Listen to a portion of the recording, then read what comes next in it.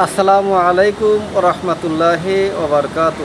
আলহামদুলিল্লাহ ওয়া কাফা ওয়া সালামুন আলা ইবাদিহিল্লাযীনা ইসতাফা, আম্মা বাদ। সম্মানিত দিনদার ভাই বোনেরা, আজকে আবারও একটি স্বপ্নের তাবির নিয়ে উপস্থিত হলাম।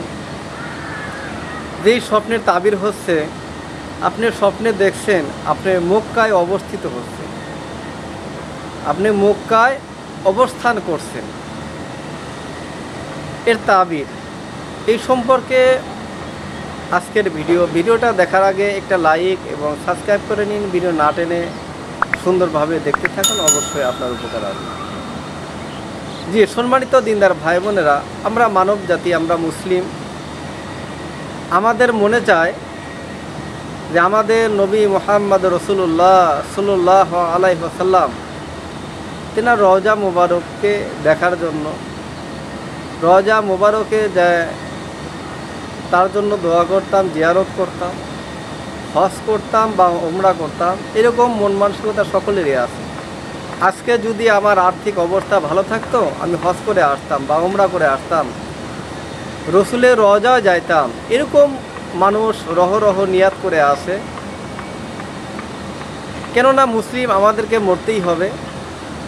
যদি আল্লাহর ঘর যদি দেখে আসি,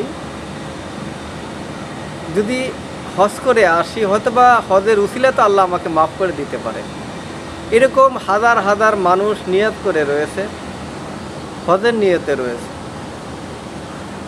দেখা যায় এই সমস্ত লোকজন নামাজ কালাম পড়ে, ধার্মিক, নেককার, মুত্তাকিন, পরহেজগার, তারা চেষ্টা করছে হজ করবে, মদিনায় অবস্থান করবে, মক্কায় যাবে, সব কিছু দেখে আসবে, হজ করবে।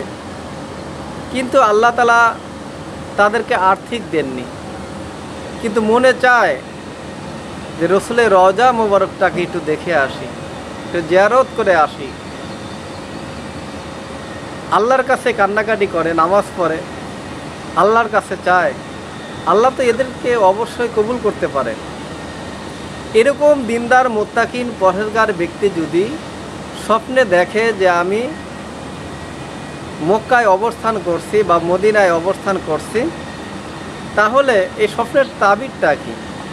তার স্বপ্নের তাবির হচ্ছে, যে ব্যক্তি বারবার এই স্বপ্নটি দেখছে, আল্লাহ তাআলা তাকে দীর্ঘ হায়াত দান করবেন। আল্লাহ তাআলা তাকে হায়াতটাকে লম্বা করে দিবেন। আল্লাহ তাআলা তাকে জীবিত রাখবেন লং টাইম। আল্লাহ রাব্বুল আলামিন তাকে দীর্ঘদিন হায়াত দারাজ করবেন। জি, সম্মানিত দিনদার ভাই বোনেরা, ভিডিওটা লম্বা করছি না। আল্লাহ রাব্বুল আলামিন সকল মুসলিম ভাইদেরকে যেন মক্কা মদিনায় দেখার জন্য সুযোগ করেন এবং আল্লাহর ঘর তওয়াফ করার জন্য সুযোগ দেন, এবং সকলকেই হজ এবং উমরা করার জন্য তৌফিক দান করুন, আমিন।